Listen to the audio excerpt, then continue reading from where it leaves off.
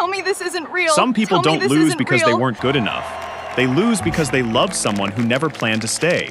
Emily Carter would spend 6 years sacrificing everything she had for one dream, a dream that wasn't even hers.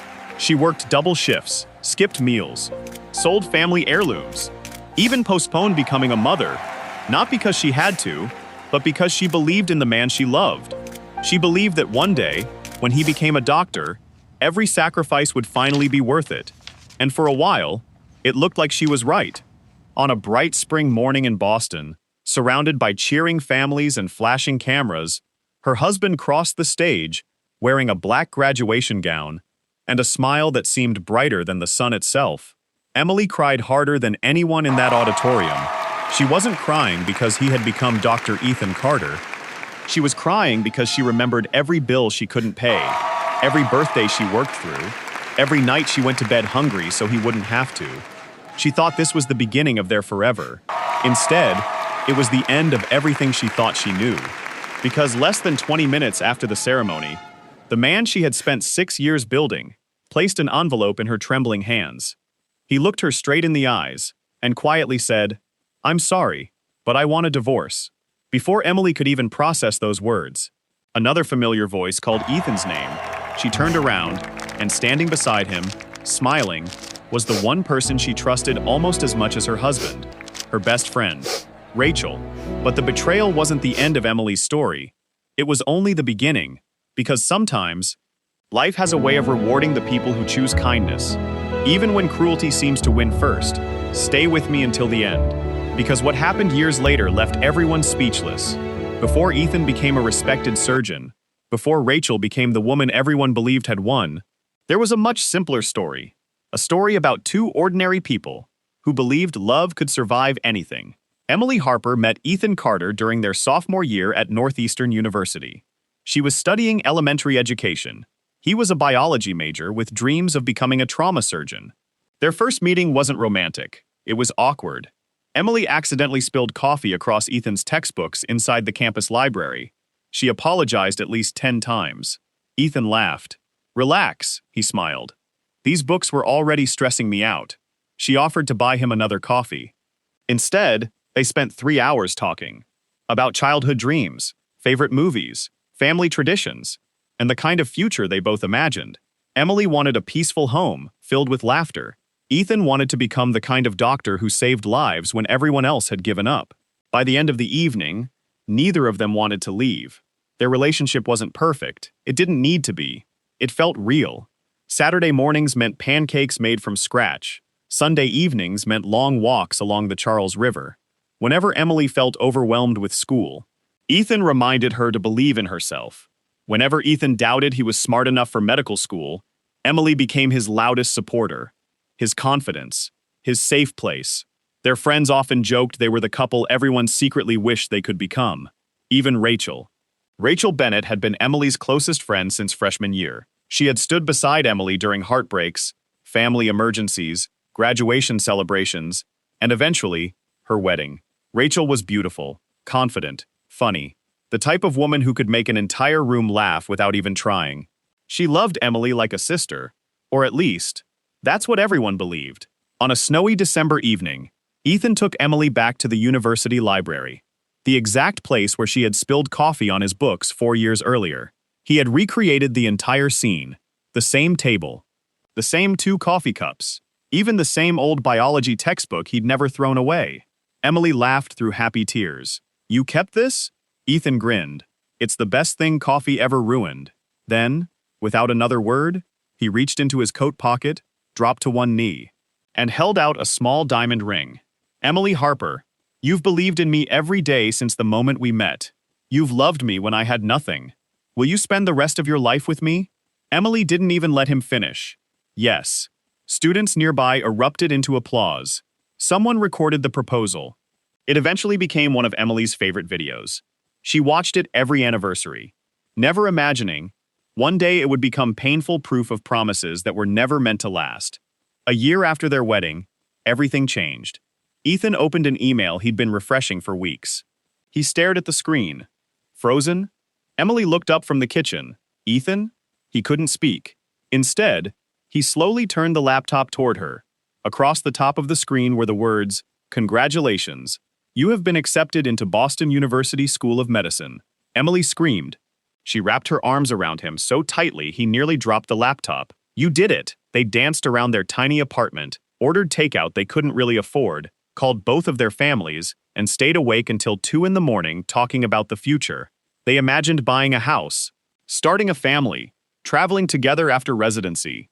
Everything finally seemed possible, until reality arrived. A week later, the financial aid package came. Even with scholarships and loans, there was still a gap, a very large one. Tuition, books, living expenses, clinical equipment, insurance. The numbers felt impossible. Ethan quietly closed the folder. Maybe I should wait another year. Or maybe, he forced a smile. Maybe medical school just isn't in the cards. Emily immediately shook her head. Don't say that. We'll figure it out, together. Ethan looked at her with grateful eyes. How? Emily didn't know. Not yet, but she had already made up her mind. No matter what it took, she wasn't going to let the love of her life give up on the dream he'd worked toward since he was a teenager. She had no idea that the choice she was about to make would cost her almost everything. Emily lay awake that night staring at the ceiling. The acceptance letter sat on the nightstand beside her. She could hear Ethan breathing peacefully next to her. For him, it was the beginning of a dream. For her, it was the beginning of a decision that would quietly change the course of her life. The next morning, before Ethan even woke up, Emily was already making phone calls. She asked the principal at the elementary school if she could take on extra tutoring after classes. She picked up weekend shifts at a neighborhood diner. 2 days later, she accepted a late-night cleaning job at a downtown office building. When Ethan found out, he looked horrified. Emily, that's too much. She smiled as if it were nothing. It's temporary. I don't want you carrying all this. You won't. She reached for his hand. We will. He squeezed it tightly. I'll never forget what you're doing for me. Emily smiled. She believed him. The months blurred together. Every weekday followed the same exhausting rhythm. Emily woke up at 5 in the morning, prepared breakfast, packed Ethan's lunch, taught children until the afternoon, tutored struggling students until early evening, worked at the diner until almost 10, then cleaned office buildings until after midnight. By the time she got home, Ethan was usually asleep over a pile of anatomy books. She never woke him. Instead, she quietly covered him with a blanket, kissed his forehead, and whispered, "You're going to be an amazing doctor." Some nights, she fell asleep in her work clothes. Other nights, she didn't sleep at all. But every Friday, she transferred money into the account they had created for medical school expenses. Watching that tuition balance shrink gave her a strange sense of pride. She wasn't just paying bills, she was building their future. Or so she thought. One evening, Emily opened the refrigerator. Inside sat half a carton of milk, a few eggs, and leftover soup. That was all. She quietly closed the door. When Ethan walked into the kitchen, she smiled. I already ate. It wasn't true. She simply wanted him to have enough. He didn't notice. Medical school consumed every minute of his attention. Exams, clinical rotations, study groups, research papers. Emily kept telling herself, it's only for now. When he's finished, we'll finally have our life. Rachel visited more often these days. Sometimes she brought groceries, sometimes takeout, sometimes coffee for Ethan during late-night study sessions. Emily appreciated the help. You've been a lifesaver, she told Rachel one evening. Rachel laughed. What are best friends for? The three of them spent weekends together whenever Ethan had a free afternoon. Movies, barbecues, baseball games. To anyone watching, they looked like the perfect trio. Rachel even joked, when Ethan becomes a famous surgeon, don't forget us little people. Everyone laughed, especially Ethan. Emily never noticed how long Rachel held his gaze after the joke. It happened on a rainy Thursday evening. Emily left work early because one of her tutoring sessions had been canceled. She decided to surprise Ethan with his favorite Thai food. As she approached the medical library, she saw him through the window. He wasn't studying alone. Rachel sat across from him. Both of them laughed at something on Ethan's laptop. Emily smiled. There she goes again, she whispered. Always helping. She stepped inside. The moment Ethan noticed her, his smile faded for the briefest second. Not because he was guilty. At least, that's what Emily told herself. Rachel stood up quickly. Oh, Emily, We were just reviewing Ethan's presentation. Emily nodded. That's nice. Rachel hugged her. You're soaked. Come sit down. Everything looked normal. Yet, something felt off. Not enough to accuse anyone. Not enough to worry. Just enough to make her wonder why Ethan had never mentioned Rachel would be there. She ignored the feeling. Love often does. The second year of medical school was harder than the first. Ethan became quieter, short-tempered, always distracted. Dinner conversations became shorter. Phone calls during Emily's lunch break stopped altogether. When she asked how his day had gone, his answer was almost always the same. Busy. When she asked if everything was okay, I'm just tired. Emily believed him. She wanted to believe him. Medical school was demanding. Anyone would change under that pressure. At least, that's what every article online seemed to say. Their 5th wedding anniversary arrived. Emily had planned everything. She requested the evening off from the diner, cooked Ethan's favorite meal, lit candles around their apartment, even wore the blue dress he once said made her look beautiful. She waited. 6 o'clock, 7, 8. No Ethan. Finally, at 9:47 p.m., her phone buzzed. Ethan, emergency study group. I'm sorry, rain check? Emily stared at the message, then quietly blew out every candle. She packed the untouched dinner into containers. The next morning, she found the anniversary gift she had bought him sitting unopened on the table. She smiled to herself. He'll open it tonight. He never did. A few days later, Rachel stopped by. She noticed Emily looked exhausted. You okay? Emily forced a smile. I'm fine. Rachel didn't look convinced. You've lost weight? Emily laughed softly. Maybe I'm just working too much. Rachel reached across the table and squeezed her hand. Ethan loves you. Medical school changes people. Once he graduates, everything will go back to normal.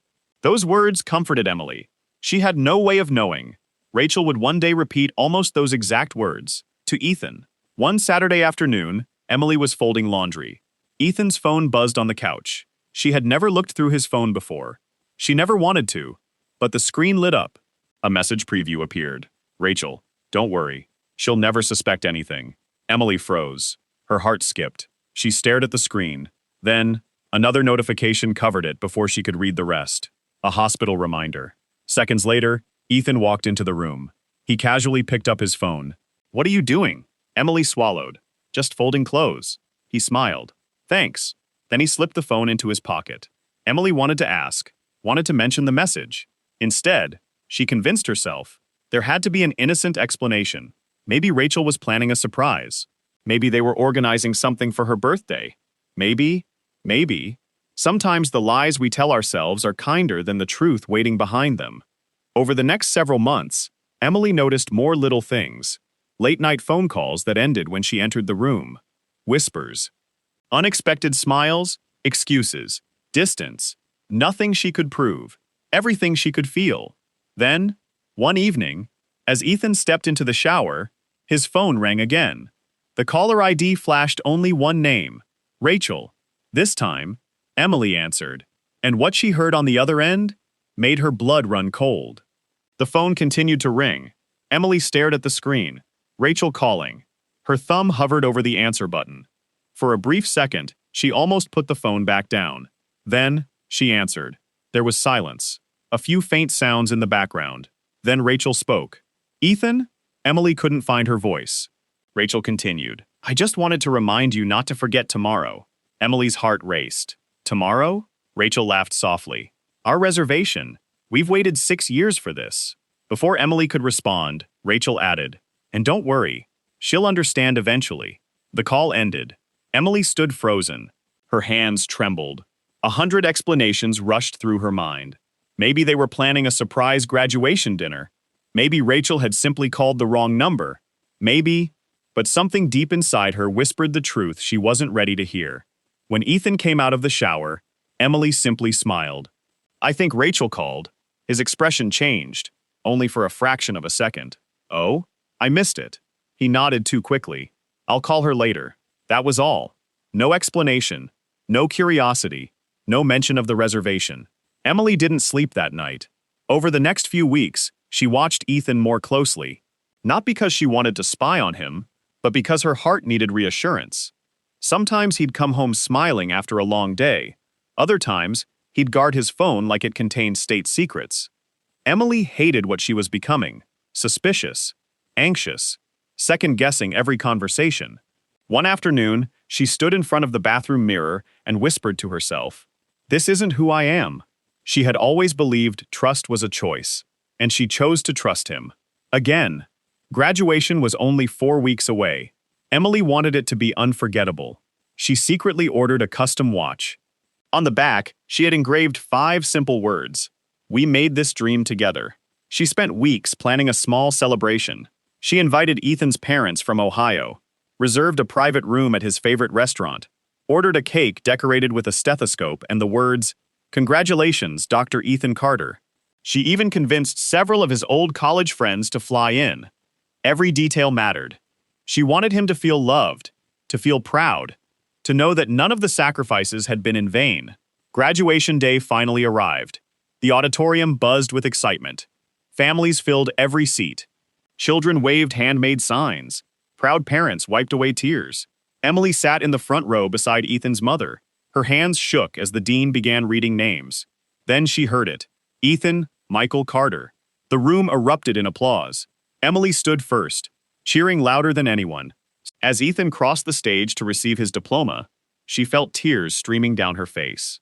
6 years, 3 jobs, countless sleepless nights.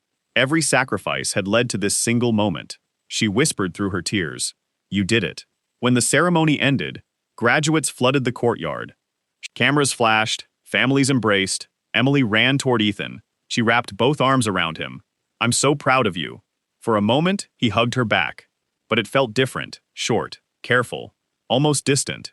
Before she could ask why, Rachel appeared. She was carrying flowers. "Congratulations, doctor." She hugged Ethan, a little longer than Emily expected. Still, Emily brushed the thought aside. Today wasn't the day for doubt. After photographs with family and friends, Ethan turned to Emily. "Can we talk?" She smiled. "Of course. I reserved dinner for everyone. It'll only take a minute." They walked toward a quiet garden behind the medical building. The noise of the celebration faded behind them. For several seconds, neither of them spoke. Then Ethan reached inside his jacket. He removed a large white envelope. Emily frowned. "What's that?" He looked down at the ground. "I'm sorry," she laughed nervously. "For what?" He slowly placed the envelope into her hands. Her smile disappeared. She opened it. The first page read, "Petition for dissolution of marriage." Her eyes blurred. She looked back at Ethan, confused. She couldn't finish the sentence. He finally met her eyes. "I've already signed them." Emily shook her head. "No, there has to be some mistake." "There isn't." The words hit harder than any scream ever could. "I don't understand. I thought today was our future." Ethan closed his eyes. "I haven't been happy for a long time." Emily stared at him in disbelief. "You should have told me." "I know. We could have worked on it." "I know. So why today?" He took a long breath. "Because I didn't want anything distracting me before graduation." Emily felt the air leave her lungs. Everything she'd sacrificed, everything she'd endured, had become nothing more than an inconvenience he postponed dealing with. Then, footsteps approached. Emily turned. Rachel was walking toward them. At first, Emily thought her friend had come to comfort her. Instead, Rachel stopped beside Ethan. Their hands touched. Then, their fingers intertwined. Emily couldn't breathe. She looked from Rachel to Ethan and back again. "No." Rachel's eyes filled with tears. "I'm sorry." Emily stepped backward. "Don't. Please don't say you're sorry. Just tell me I'm misunderstanding this." Rachel looked down. "We never meant for it to happen." Emily laughed. It wasn't a laugh of joy. It was the sound a heart makes when it breaks all at once. "When?" Neither of them answered. "When?" Emily shouted louder. Finally, Ethan spoke. "About a year ago." A year. Emily's knees nearly gave out. A year earlier, she had been working overnight shifts, skipping meals, paying tuition, while the 2 people she trusted most were building a relationship behind her back. Emily looked directly at Rachel. "You came to my house. You sat at my table. You hugged me. You told me everything would be okay." Rachel cried silently. "I know." "You called yourself my sister." "I know." "And all this time," Emily's voice cracked, "you were waiting for my marriage to end." Rachel couldn't answer. There was nothing left to say. Emily carefully gathered the divorce papers. She folded them, placed them back into the envelope, then looked at Ethan one final time. I hope becoming a doctor gives you everything you traded your soul for. She turned to Rachel. And I hope one day, you never experience the kind of betrayal you chose to become. Without another word, Emily walked away. No screaming, no revenge, no scene, just silence. The silence of a woman whose heart had been shattered in broad daylight. Behind her, graduation celebrations continued. Laughter filled the air. Cameras flashed. Life moved on. But Emily's world had just stopped. She climbed into her car, closed the door, and for the first time in 6 years, she cried only for herself. 3 years passed, not overnight, not with magic, not without setbacks. Healing had come one ordinary day at a time. Emily Harper no longer counted the years she had lost. She counted the lives she had helped change. Her teaching resources were now used in classrooms across the United States. School districts invited her to train new teachers. Parents wrote letters thanking her for helping children who had struggled for years finally discover the joy of reading. She had written a best-selling book titled, Starting Again. It wasn't about divorce. It wasn't about betrayal. It was about rebuilding a life after believing it had ended. Thousands of readers saw pieces of themselves in its pages. Emily had become living proof that your greatest heartbreak doesn't have to become your final chapter. Money was no longer something Emily worried about. But strangely, it wasn't what made her happiest. She finally bought a small white house with a wraparound porch. She adopted an older golden retriever named Charlie. Every Saturday morning, neighborhood children gathered in her backyard for free reading sessions. She smiled more, laughed more, slept peacefully. For the first time in nearly a decade, she wasn't surviving, she was living. Across the city, things looked very different for Ethan. His marriage to Rachel had become little more than two people sharing the same address. The excitement that had once brought them together slowly disappeared. Trust never fully existed. Whenever Ethan worked late, Rachel wondered who he was with. Whenever Rachel traveled for work, Ethan found himself checking her location. Neither of them ever admitted it. But both understood the uncomfortable truth. If someone could betray another person with you, they could one day betray you too. One evening during dinner, Rachel finally spoke. Do you ever think about Emily? Ethan stopped eating. What kind of question is that? The kind you didn't answer. He looked away. Rachel sighed. I think about her. I think about the way she looked at us that day. The day we destroyed her. Neither of them spoke for a long time. Sometimes, silence says everything words cannot. That autumn, Boston hosted the National Educators Summit. More than 3,000 teachers, principals, researchers, and education leaders filled the convention center. Emily had been chosen as the keynote speaker. Backstage, she adjusted the microphone clip to her jacket. The event coordinator smiled. Nervous? Emily laughed softly. A little. You'll do great. As she waited for her introduction, she thought back to the woman she had once been. The exhausted wife working 3 jobs. The woman who believed her worth depended on someone else's success. If only she could have whispered something to that version of herself. It would have been this. One day, you'll stop asking why this happened to you, and you'll start thanking yourself for refusing to give up. Several rows from the stage, a hospital had purchased a block of conference tickets for physicians involved in community literacy programs. Among them sat Dr. Ethan Carter. He hadn't known Emily would be speaking. When her photograph appeared on the giant screen above the stage, his heart nearly stopped. Rachel, sitting beside him, whispered, "Oh." Neither of them moved. The lights dimmed. The announcer's voice echoed through the room. Please welcome best-selling author, educator, and literacy advocate, Emily Harper. More than 3,000 people rose to their feet. The applause lasted nearly a full minute. Ethan found himself standing too. Not because he planned to, because everyone else already had. Emily walked confidently onto the stage. She looked stronger than he remembered, calmer, happier. She smiled warmly at the audience. Then she began. I used to believe success meant helping someone else reach their dreams. The room fell completely silent, but life taught me something different. Sometimes, the hardest person to believe in is yourself. She never mentioned Ethan. She never mentioned Rachel. She never mentioned divorce. Instead, she spoke about resilience, second chances, teachers who change lives without expecting recognition, people who quietly rebuild after disappointment. At one point, she said, "You cannot control who walks away from you, but you can always choose who you become afterward." The audience erupted into applause. Ethan lowered his eyes. Every sentence felt strangely personal, not because Emily blamed him, because she didn't.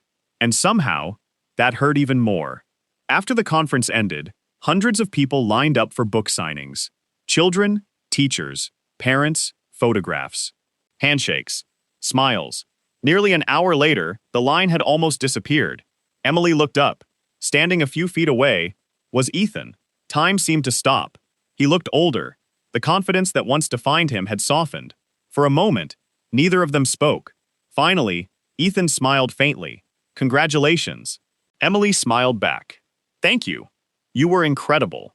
She nodded politely. "I appreciate that." There was another long silence. Then Ethan quietly said, "I owe you an apology." Emily didn't interrupt.